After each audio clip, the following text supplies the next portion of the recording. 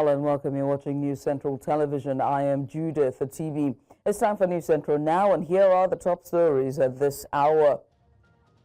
Voting in progress as Lagosians elect new local government chairpersons. Governor of Adamawa State, Amadu Fantiri, imposes 24-hour curfew on Lamude local government area following violent attacks. Over 130 persons injured, 38 reported dead in Kenya anti-government protests. Details shortly.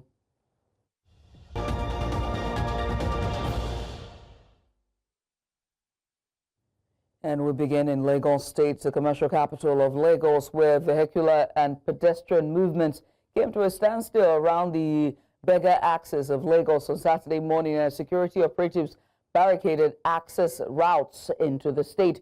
This came ahead of the local government elections. Commuters were seen stranded while many vehicles were turned back as early as 7:32 a.m. this morning. A combined team of police, FRSC, and military personnel enforced the movement restrictions, leading to long vehicle queues and passengers trekking long distance. Some travelers, including those coming from out of state, expressed frustration, saying they were unaware of the restriction. The Lagos police had earlier announced a movement ban from 6 a.m. to 3 p.m. to ensure a peaceful election across 57 councils. Meanwhile, the Chief Judge of Lagos State, Justice Kazim Alugba, on Friday inaugurated 2 local government election appeal tribunal panels ahead of the upcoming council polls. The panels were inaugurated at the Ikeja High Court Conference Room with sittings to hold in Lagos Island and Ikeja. Justice Taofiq Onyikon Abdullahi, retired, will chair the Lagos Island panel alongside magistrates Michael Olubi, Olaitan Ajayi, and Salama Matupe and Hotapo Lazarus. Justice Sherifa Sulabo, retired, will lead the Ikeja panel, which includes magistrates Davis Rasiak, Oluwatosin Fowowe, Orisoafe, Adepeju Odunsonya, and Lydia Balogun. The panels are expected to begin sittings immediately after the conclusion of the local government elections.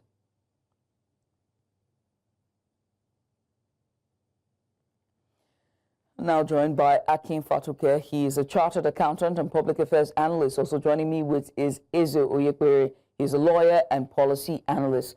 Gentlemen, many thanks for coming on. We appreciate you for doing this with us. Let me start with you, Mr. Oyekwere. I mean, we've seen historically low voter turnout in local government elections across Nigeria. At this point, one has to ask, what is really driving this apathy that we're seeing with this election in Lagos, and what can be done to rebuild trust and participation? Well, thank you for having me.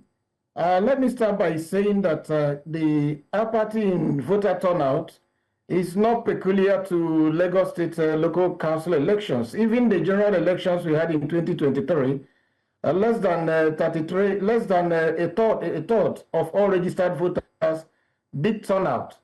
And now the challenge, which is across the federation in terms of voter turnout at the local government level, is that there is an impression that the results will be announced one way or the other, with or without the voters. So the voters have this impression that, well, they are not contributing so much in terms of deciding who actually gets the seat, that the decision has been made by the authorities before the votes are cast. So many persons stay away in the plight of saying, I don't need to come here to waste my time. It is better I use the day to rest or do some other things. So that is what is leading to voter apathy, because there's no trust in the system that those who were actually and properly elected by the people will be returned by the electoral authority. So that is what is bringing the distrust and apathy. Mr. Fatuke, do you believe the Lagos State Independent Electoral Commission last year is equipped? We saw that viral video from a televised interview where the chairman of last year was unable to sort of describe the preparation, the election process, and collation all the way to results announcement and declaration of announcements. Do you think that they're independent enough to conduct a free and fair election? Have they done well in terms of voter education and in terms of getting all political parties along? Now, I asked this question specifically because earlier on during our live broadcast, we saw two different political parties who said that they were withdrawn, they were not on the ballot box, and that LASIAC did not do their due diligence in putting all of the parties on the ballot box. Thank you very much. Either way, you are spent. Begin to do the education from now to 365 days time. People will do exactly what they don't want to do. My dear friend who spoke earlier, Mr. Ekpere, just mentioned the fact that it's an apathy, it's a perception. That's not to say that preparation is 100%. I do not really feel that preparation will ever be 100%. Preparation to be 100% will be utopia. It's ideal. But in respect to the little that has been done, people have just made up their minds that they don't believe in it, despite encouragement to come out and do so. So that is point number one. Point number two, it's not just the people now, even the political parties, apart from they're looking and making Lagos State to be the focus right now. Do we have other political parties in Lagos? Okay, the perception is that the big party, the APC, has swallowed the whole. It again becomes a kind of a mindset, when perhaps in reality you have not prepared well enough, or you have a political party that is having internal crisis all over, and people have moved over, either swallowed, absorbed, to see themselves in some of these, much more established parties. In Lagos State, it started, as far as I'm concerned, people have made up their mind they are not going to come out and vote. And part of it is the fallout of 2023 specifically, well, even beyond 2023. And that's the fact that we find ourselves to be very different in tribes, in tongues, in prebendal politics, in money politics, in what we describe as Baba Sokwe, which my dear friend also says that, well, might be happening elsewhere. So because you are not prepared, because you don't believe that, you don't have the relative strength in certain areas, even within Lagos, and historically it says, from what we saw in 2023, the opposition parties were strong in certain areas. Take Abu Wadofin as an example, take Festac as an example, irrespective of the shenanigans that might have happened. They had their way and they got on. So it is this voter education to realize the fact that it is your fundamental right to say you are going to stay out of election. It's also indirectly saying that having stayed out of election, I am prepared with whatever comes out of election, apart from the usual howling and wowling and pointing fingers at every other person apart from yourself. But has LASIAC done their best in terms of voter education in their own part? Because one of their responsibility, or their sole responsibility of any electoral commission itself is voter education, a continual process of not only registering voters, but also voter education, and in this case, aligning with the center, which is INEC, at the national level. But also, most importantly, is the grievances of other political parties. If you say that they're not the ruling party and they may not have strongholds, nonetheless, they have a fair chance to be on the ballot. We had two separate cases of political parties who came on during our live coverage and said that they were not on the ballot. One specific one, that's the SDP in Ajorami Ifelodu local government area,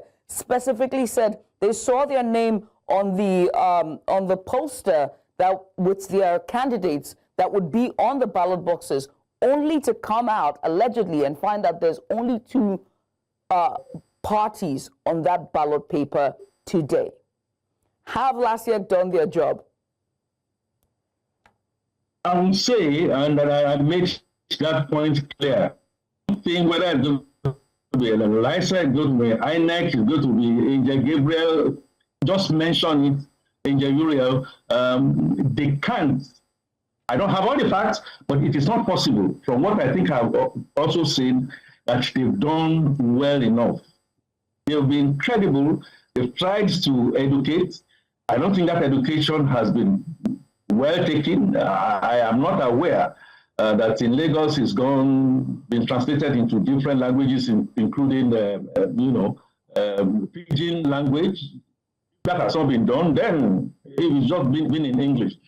I also think that LISEC, from the few feelers that I have seen, were not a mistake or two were made in some polling units. Adeniji Adele, for instance, is supposed to be Ward 006. They brought stuff from Ward 18. Why should that happen? It is grievous.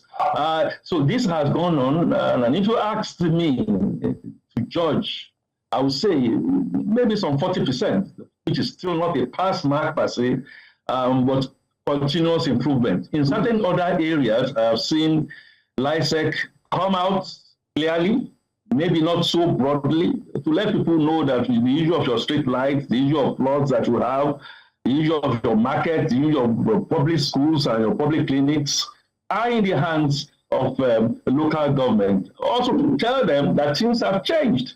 Local government administration in Lagos, for instance, take nothing less than 1 trillion. Did you hear that? 1 trillion naira. And so please, the local government chairman and the councillors are as important as our pension for always looking at the center. This is going to be an acid test, and if you stay back and stay behind, you are not helping yourself. I also saw that LISEC in Lagos came out and talked about, help me vote. I mean, help me, all written together, help me vote, written together.ng. You don't know your polling booths, you don't know who some of these people are. It's still not too late. Before 3 o'clock, you can, I guess you can still do something. For those that you mentioned, allegedly, for now, that they saw the posters of their candidates and yet were not on the polling booth, that is grievous. If it can be proven to be true, that will be grievous. And until we dig deep, all right, deep and come to real realization, those are some of the things that can be taken to higher authorities of governance to seek redress in this LG elections in Lagos. As they seek redress, let me come to you, Mr. Ekperi, and ask, right? Now, the ruling party in Lagos has maintained their dominance in the local government level for decades, and we just talked about voter apathy. One has to ask at this point how this has sort of affected democratic vibrance and accountability in local governance. At the end of the day, local governance is very important to democracy, given that this is grassroots. Have there been any, would you say there's accountability, transparency? Is this aided in any way for Lagos State?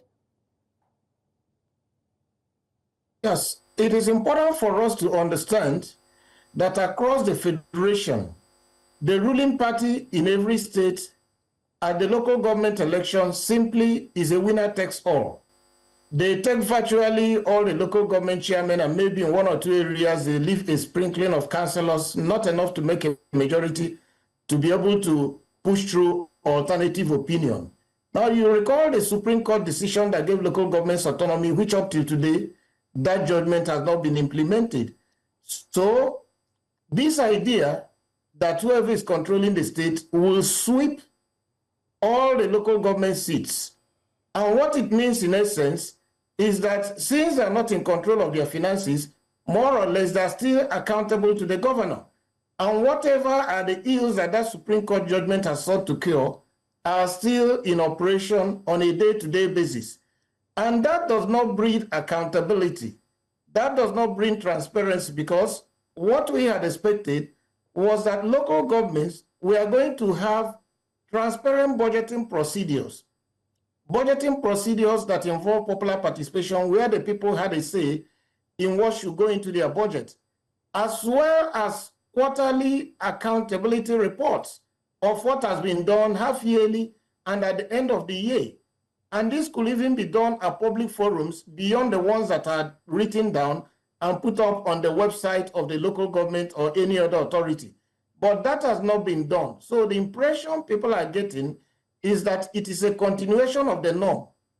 And that norm is that local government resources are still being managed by the state and to an extent mismanaged. It's not peculiar to Lagos, like I say. It is something that is happening across the federation. And of course, you know the constitution of last year or any other state electoral commission, just like INEC at the federal level, is in the hands of the executive and the ruling party. I mean, the president or the governor is a product of the ruling party. And there have been clamors over the years to make these bodies truly independent. You don't get a body to be independent by simply adding independent in the middle of its name, whether it's INEC or LASIEC. So in essence, until we have proper electoral reforms that will ensure that all stakeholders are represented in the electoral management body, and that those stakeholders are not beholden to any particular political party or interest, and that their constituency is the public interest, we will continue to record this kind of scenario, which is predictable to say the ruling party will sweep all the seats. Like I said, not peculiar to Lagos. It happens across the federation. Aside from the ruling party and the political parties, let's look at the candidates themselves. Mr. Ekpere, I mean, many have raised concerns about how political parties actually select these local government candidates. And a case has to be made for the qualifications of these candidates as well. We do know that the policy or the requirement is a minimum of primary first school leaving certificate.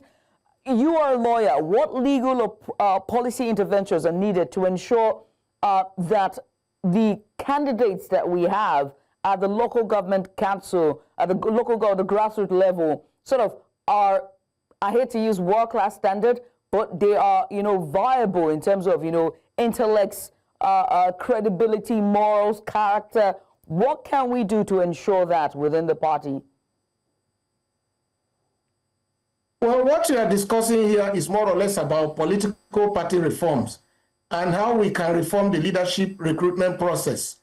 If you recall that these questions you are asking are also applicable to whoever becomes a senator, a member of the House of Representatives, or even a member of the State House of Assembly. Those questions are also arising about the credentials of a presidential candidate or a governorship candidate. And of course, the undue influence of money in party primaries and the role of godfathers in determining who becomes a candidate of a party or not. So these are general ills that have plagued the Nigerian electoral system, not peculiar to local governments. So if we are still having these challenges at bigger levels, you can otherwise expect that what is going to happen at the local government is more or less a selection from the godfathers of the parties. We do not have independent and credible primaries where party members determine who exactly represents them and flies the flag of the party. It is subject to manipulation. And to the extent that we have not reformed the political system and still allow the things to continue as usual, I do not see any reason why the local government election will be different. Local government election, since it's at the grassroots level, the manipulation may even be worse than what happens at the upper level, where people who have resources can even go to court to challenge these things, even up to the Supreme Court level. But at that local government level, I don't see many of them with the resources to do this kind of long drawn-out challenge. So the expectation is that it is the continuation of the norm and business as usual of poor level of, elected representatives of the parties in terms of flag bearers, not bringing out the best, the first class, the first 11 of the political party is anything that goes. So I'm not surprised at the issues that you have raised. Right. At this point, we're looking beyond this election now and talking about reforms. And so let me ask you, Mr. Akin Fatuke, specific reforms that you would recommend, whether political, legal, or administrative, to improve local governance and democracy in general in Lagos State. I, for one, will start with public health care, and education. But hey, I'm just a journalist and I'm light-skinned. I don't know. But Yourself, sir, Mr. Fatoke. You're a journalist and you're well honed. And you are doing what you need to do. I will just jump from where my brother came from, talking about deepening democratic norms and values at party levels. We don't have it. At local government levels, we really don't have it. At states, will you say we have it? No, will you say we have it in the federal? In other words, all I'm saying is that it does not appear that we practice and we are practicing democracy in the way we should practice democracy. So we are just managing the process. And that is the context at which I'll take your question. Should we now have a PhD to now be a local government chairman? It looks altruistic, but sometimes such talents at that level may not be enough. What about the morals? What about the character? What about the capacity to be able to see and the emotional intelligence? I've seen back in the day, somebody who went through a primary school system, and we used to have fantastic primary school system in this country, who could hold their own, but everything has moved, downwards.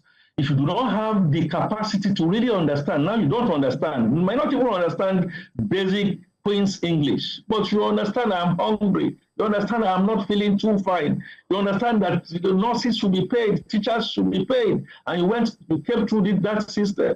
My first recommendation, therefore, will be to look at our electoral reform systems. We have gone far in technology, up to that local government level. I also say, I give kudos to President Bola Ahmed Tinubu in his attempt. Yes, a good attempt has gone up to the Supreme Court that local governments should have their autonomies.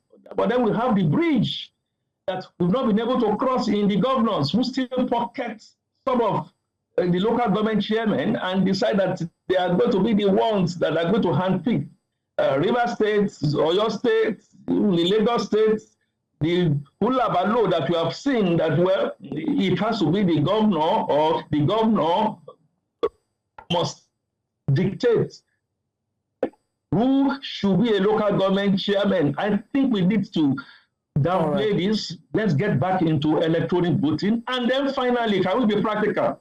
We are not talking about tomorrow. We are talking about today. We're talking about that since yesterday. One of the things that I will therefore be recommending in the interim is that you and I and every other Nigerian go out there and do your participation. Don't start akimbo. After you've done your participation and you've seen that in relative terms your votes have been found to count, go look for your local government chairman. And what I'm going to hear there is that you can't see them. I made an attempt. After about 4, 5, 6, at least at the last count 10 times, I stayed there, I stayed vigil. It's not easy. I want to see you. So why do you want to see me? I'm not coming to see you to look for contracts. I stay in Isolo. I'm talking about Oshodi, Isolo. And then I said, what I wanted to just say is that I want to see some form of accountability. You don't know how to do it. I can give you a template, a simple template here and there, and they took it in. They are yet to begin to work on that. So if I can do that, and you can do that as you are doing in your studios, and every other person, now hold them accountable, I think we may begin to claw back little by little, some of the things that we expect. But overall, I do not think our democracy is working the way they are. All right. Manage process for now, do with what we have, and then all of us, citizen participation, very, very important and very key. Right. I mean, I want to say thank you, gentlemen. At this point, we will definitely also ask, as we're talking about accountability and transparency, the anti-graft agencies also should start, going after the local government councillors and the chairman when it comes to, just fact-checking, or should I say checking, in terms of craft crimes, so to speak. But also, we also have to address the trust deficits that happens between the electorate and, of course, the umpires themselves, and how best we can get people out there on the street voting, because the local government elections do count when it comes to distributing the dividends of democracy. Gentlemen, once again, thank you. Our guest was Mr. Aki Fatoke, a chartered accountant and public affairs analyst. Also with us was Mr. Eze Oyekbere. He is a lawyer and also public affairs analyst. Gentlemen, I want to say thank you so much for coming on and giving us that very insightful discussion. Let's go on a short break, shall we? When we return, our correspondents scattered across the 20 local government areas in Lagos will give us live updates on the elections going on today. After the break, stay with us.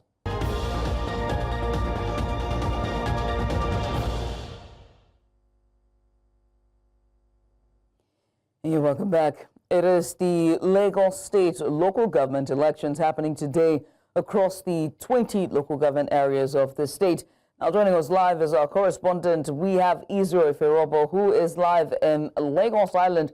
He was at the polling unit where the first citizen of the state, and that's His Excellency Babajide Sanwo-Olu, who recently, about an hour ago, cast his vote in the elections. Israel, what's the latest with you? You spotted there, Governor Sanwo-Olu, a while back in Lagos Island, was there to perform his civic duty to the cheers and supports of the people around there. And I was saying to you, Mazin, earlier on, that I was thinking that maybe it was the presence of the governor coming through today, that made that particular polling unit such a place where it seems like there was nothing like voter apathy. There were lots of people on the ground. We've moved from that location. Now we are in a Tiosa local government area. Specifically, we are at Bonny Camp on Victoria Island, and the story here is quite different. It is not what we thought that we will be seeing here today, but the story is quite different. We were told that over 7 million voters registered. We were also told that over 6,000 PVCs were collected. But guess what? There are a couple of polling units here, quite a number of them here under the bridge here at Bonny Camp. I'll just look around now so you can see exactly what is happening. For some of the polling units here, there has been no one today that has come in here to vote. What you're seeing right now on your screen there is a polling unit. You can see the box for the chairmanship and the councillorship position. There is nothing inside, meaning that no one has been there today to cast their votes. That's precisely is a polling unit 019, Ward B. We were told that there was some sort of mix-up with the register, and people came but could not find their names on the register. So there were lots of back and forth before they finally got the right register for them. And the next polling unit you can see right there is polling unit 018, also here on Victoria Island, under Ward B, and they had the same issue as well, a mix-up of the voter register, and that has been a constant here here at Bonny Camp, Victoria Island. The people here haven't been able to vote, and speaking about the people, there is a major voter apathy here today. For the polling units that even had people come out to vote, it's just a little number. Quite a few number of people were out here today to vote. It's indeed not a good sight to behold. The people, I spoke to someone here today, and she did say that the people at home, they have refused to come out, and they said they're tired and they do not want to have a part of what is happening today. Someone specifically told me today, I was trying to cajole the president to speak on camera, but she declined. And what she did say was that they already know who the winner is. And that is indeed a very distasteful state of mind, if you want to put it that way, thinking that the winner of the election has already been decided way back yesterday. That is what a voter told me here today, and that's why she said some people have refused, to step out today to vote. But the major concern here is the fact that people have refused to come out here in Victoria Island to vote, and the scenario is the same for quite a number of polling units under Ward B here on Victoria Island. One other major thing here that is worthy of note. Earlier on, a few days ago, Latakia did say that there have been some sort of expansion of polling units to ensure that we do not have lots of crowds in the area. But guess what? It seems like that expansion also caused some sort of confusion for the voters in as well. locating their polling units. I understand. Israel, I want to say thank you for that. Israel Ferrobo, they're very in-depth reporting there from Victoria, and that's a Bonnie Camp roundabout just under the bridge there, as he's noting that there's a huge voter apathy, no turnout at all, very little to pretty much no turnout at all. And you can see the electoral officers just sitting there idly by. We switch gears now to Victor Mbadike, who is live in Mushin, and he gives us more update. Victor, you are now in Mushin. What's the update with you? I visited some polling units at Syria, and it looked almost the same. I mean, the exact situation as reported earlier in the morning. I mean, the electoral officials are having a field day, just pressing their phones, playing games on their phone, and since nobody's going to come around to vote. And those who even came around to vote are probably the older ones, like I said earlier. The youths are not just interested. So I spoke to a couple of youths at Syria and asked them reasons why they are not voting. And they said, well, even if at all they would vote, it will not be now, probably in the afternoon, say 1, 2, before they could come out to vote. But at the moment, they just want to catch their phone and play football. And then we came here straight now to Mushin. Mushin, look up behind me, it's almost the exact situation. Well, I spoke to some of the officials there, and they said, well, it's improving. At least they have at least about 50 of them who had come out to vote now. So the interesting part is every time 1 or 2, they come out in clusters to vote, and they go back to their colleagues or their friends back at home or those playing football to appeal to them to come out and vote. So when they come around, they go out and call the next person to come and vote. So it's pretty much more like they are doing government a favor by coming out to vote, not knowing that it's for their own sake. But that's the situation generally from Yaba to Surulere to Mushin. The story is the same. We have very few people in number who had come out here to exercise their franchise. If you look very closely to that ballot box, you could actually count the ballot papers in that place. That's the sad reality here, Judith. Victor, very sad indeed. Many thanks. We appreciate you for doing that. Victor Mbadike there live from one of the polling units in Mushin area of Lagos State. Well, as Nigeria begins the process, in the meantime, we also did have Israel. Now, as Nigeria begins the process of review, the 1999 Constitution as amended, states of the Northwest have converged in Sokoto and Kaduna for a public hearing. At the ongoing Kaduna hearing, Kano State delegates being led by Deputy Governor Aminu Gwazo have requested for the creation of additional 26 states. The Deputy Governor disclosed this in his presentation on behalf of the citizens of Kano, where he stated that the state has grown significantly in size and population. The remaining 6 states of the Northwest are expected to articulate their positions in their various presentations. Joining me now live from Kaduna is our News Center's correspondent, Emmanuel Bagudu, who is currently covering the hearing at the Hassan Usman Katsina House in Kawo, Kaduna State. Emmanuel, what's the major highlights of the Northwest public hearing on the Constitution review? 26 new states. Interesting. Yeah, 26 new local governments. Pardon me that mistake. 26 additional local government. 26 additional local government is what the current state is requesting for the fact that that is their presentation. That is actually part of their interest as they articulate their position of the state. We also have presentations coming in from the Katsina state government, from Jigawa, and of course the host, which is Kaduna. Now, the major highlights here is the fact that we have different interest groups. Groups coming in from the PWDs, groups coming in from the southern part of Kaduna, of course, who are actually claiming for the creation of the Gwara state. All of them have put together their presentations, and they have articulated it to the general public, to the committee, and it was well captured. Right now, what they are going into right now is different deliberation sections where they are going to they asked why they're going to prepare on ways to defend the entire presentation while they're being called by the Committee on Constitutional Review in the National Assembly. Yeah, thank you. Kano State, have any other states start their presentation at the Constitution of the public hearing? We had the presentation from Qastal State government, which was done by the Qastal State Attorney General. We also have that of Jigawa State. Of course, most of them are the major highlights. They are presenting issues of inclusion.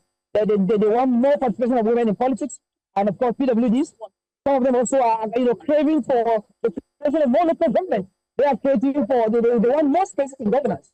They want more spaces created in governance so that more people will be carried along in the governance process. Now we also have there's a group that put together what they call the Gurara state reality, which is coming from the southern part of Kaduna. They want Kaduna separated, of course, into another state. I was talking about the southern part of Kaduna, which is attached to the plateau, and that's why they want that particular axis to be turned into a state. And then so many submissions, which of course we are going to give you details as the conference continues. Yeah. Well, Emmanuel, many thanks. We appreciate you for coming on. Emmanuel Bagudu there live from Kawo, Kaduna, giving us a bit of insight following the Northwest public hearing on the Constitution review. Meanwhile, House of Representatives Committee on the Review of the 1999 Constitution commenced also its North Central Zonal public hearing in Minna, Niger State. The hearing, which covers Niger, Kogi, and Kwara states as Center A of two centers simultaneously holding the hearing in the zone, brought together stakeholders from government, civil society, and traditional leadership who presented a range of demands from structural reforms to the recognition of marginalized communities. Top of the list were calls for constitutional roles for royal fathers, 46 new states, including 12 from the North Central, and over 100 new local governments. Speakers from Kogi and Niger State stressed the need for inclusive people-driven reform, while others are calling for constitutional backing for Nigeria's traditional leaders.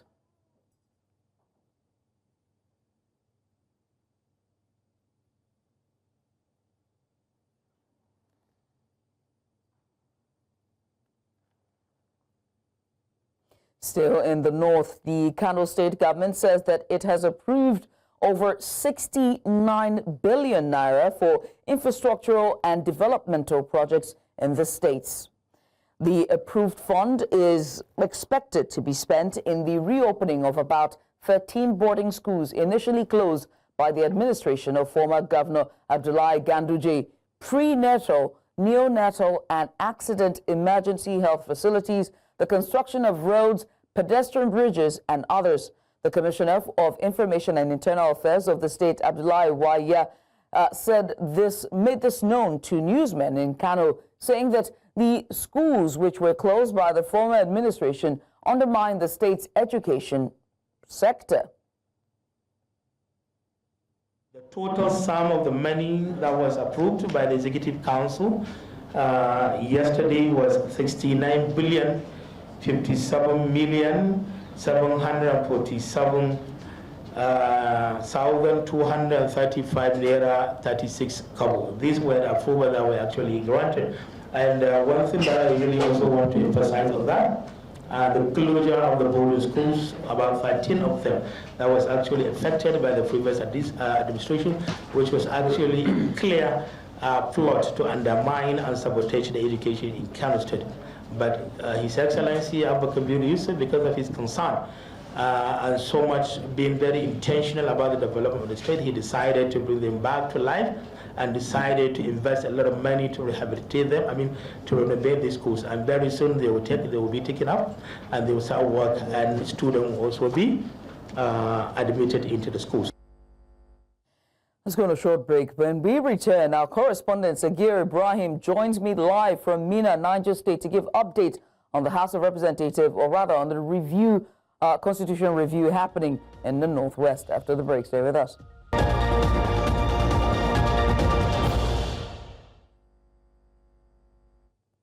Hey, and welcome back. Now, earlier we told you about the constitution review that's happening across the North Central and Northwest. Joining me live is Sagir Ibrahim, who joins me live from Minna, Niger State. Sagir, we've heard from Emmanuel Bagudu. Let's hear from you. What's the major highlight on this public hearing on the constitutional review happening in Niger State? Me on the news. So the zonal hearing of the 1999 constitutional review is happening here in Minna, Niger State.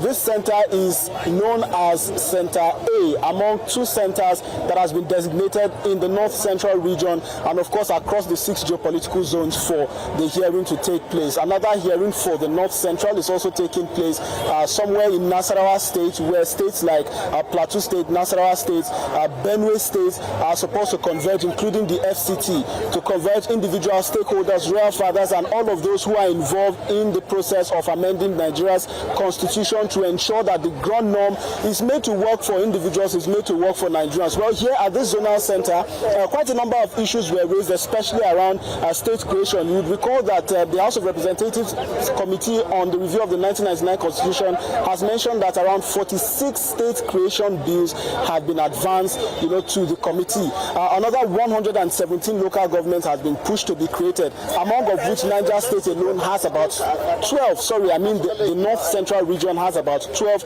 of these state creation demands, one of which is Edo State, another one is Okura. So these individuals are here today to champion the cause for a better ground norm, for a better constitution, and also to seek legitimacy for some institutions that may not have gotten that. A good example of that is the traditional institution. Traditional leaders here had mentioned that it's important for the constitution to consider their mandate and to consider their roles, especially in the society. If there is no constitutional backing for their roles, then it's going to be very, very difficult for them to carry out their responsibility in society. Other issues here include the issue of gender inclusion, gender mainstreaming, and ensuring the adequate amount or access, to quality education, to services, including healthcare and the likes of that, to women and children in the different parts, of the country. So it's generally expected that this public hearing will serve as a medium or a conduit for Nigerians to air their views and their opinions, to ensure that they are equally represented, and of course they ensure that all of those things that will make them feel like Nigerians and make them feel that their voices are heard, be captured in the constitution when it's finally reviewed and amended. Back to you in the studio. Thanks, Sagir. We'll definitely speak to you at 3 o'clock for our other bulletin at 3 for more updates. But in the meantime, well done, and we'll come back to you, Sagir Ibrahim, there live from the capital of Niger, Minna, following the North Central public hearing on the 1999 Constitution Review. We'll switch gears now to security, as the Adamawa State Governor Amadu Fantiri has imposed a 24-hour curfew on Lamude local government area following recent violent attacks. The governor's chief press secretary, Huwashi Wonoshiku, announced the directive in a statement from Yola on Saturday. Now, he said the curfew takes effect immediately and will remain in place until further notice. The government described the disturbances as unacceptable and vowed to restore order.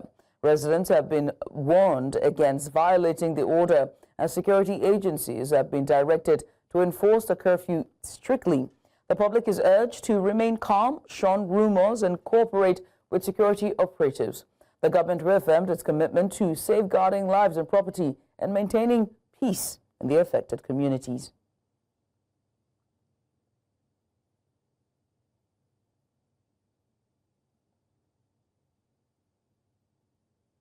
And we're off to Kenya, where at least 38 people were killed on Monday's anti-government protests in Kenya, the National Commission for Human Rights has confirmed. Now, this violence, marking the anniversary of the 1990 uprising, made it the deadliest day of protest since youth-led demonstrations against President William Ruto began last year. Over 130 people were injured, with the worst violence in Kiambu, Nairobi, and Kajiado. The protests, originally sparked by a controversial finance bill in June of 2024, have since grown into a broader movement against police brutality and corruption. Rights groups have blamed security forces for the deaths and alleged disappearances. President Ruto authorized police to shoot looters in the leg, warning against any attempt to overthrow his government.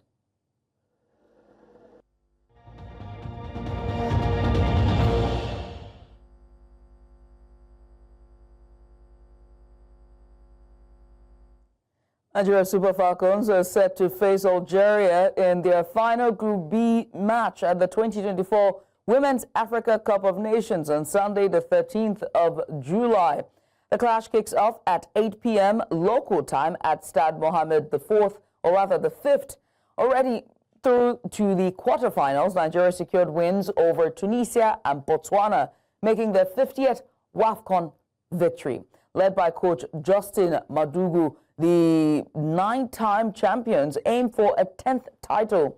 Algeria, still in the race for qualification, must avoid defeat to boost their chances of reaching the knockout stage. Joining us to give us more updates from Morocco is our correspondent, and that's Onyechi Obaru. Let's see if we have Onyechi on standby. Now, unfortunately, we can't bring her, but she will give us updates in our subsequent bulletin. Also, watch out for On the Game, which will be at later on this evening, where she will be live, giving us update all the way from Casablanca, Morocco. Pretty much all we can take at this hour, but before we go, let's take another look at some of the major stories.